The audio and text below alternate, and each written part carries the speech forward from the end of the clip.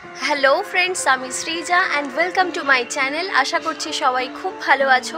2023 এই বছরটা প্রায় শেষের দোরগোড়ায়, আর মাত্র কয়েকদিনের মধ্যেই আসছে নতুন বছর 2024। আর এই সময়টাতে আমরা মোটামুটি সবাই চাই একটু এদিক সেদিক ঘুরতে যেতে, কিন্তু দেখো সবসময় সবার পক্ষে তো দূরে কোথাও যাওয়াটা পসিবল হয় না। তাই আমি আজকে এমন 5টা জায়গার হদিশ দেব যেখান থেকে চাইলে তোমরা একদিনের মধ্যেই ঘুরে আসতে পারবে।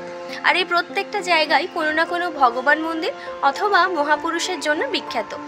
আর যেহেতু এই প্রত্যেকটা জায়গাতেই আমি নিজে একবার গিয়েছি এবং যতটা সম্ভব পেরেছি সেখানকার ভিডিও করেছি, তাই চাইলে তোমরা যাওয়ার আগে একবার সেখানকার ভিডিওগুলো দেখে নিতে পারো। প্রত্যেকটা ভিডিওর লিঙ্ক রয়েছে ডেসক্রিপশন বক্সে।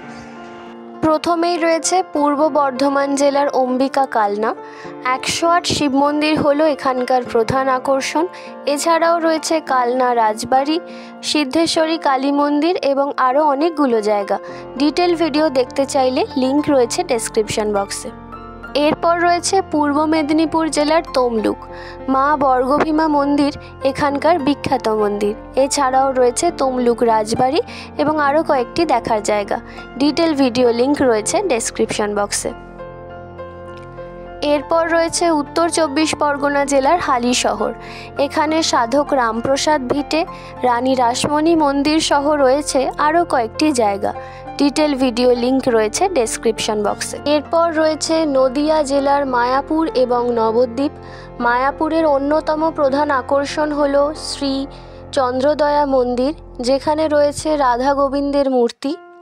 এছাড়াও মায়াপুরে রয়েছে গোশালা, শ্রী চৈতন্য মহাপ্রভুর জন্মস্থান এবং আরও বেশ কয়েকটি জায়গা। এরপরে নবদ্বীপে যদি যাও তাহলে সেখানেও দেখতে পাবে শ্রী চৈতন্য মহাপ্রভুর জন্মস্থান, 60 ফুটের মহাপ্রভুর একটি স্ট্যাচু, সোনার গৌরাঙ্গ এবং আরও অনেক কিছু।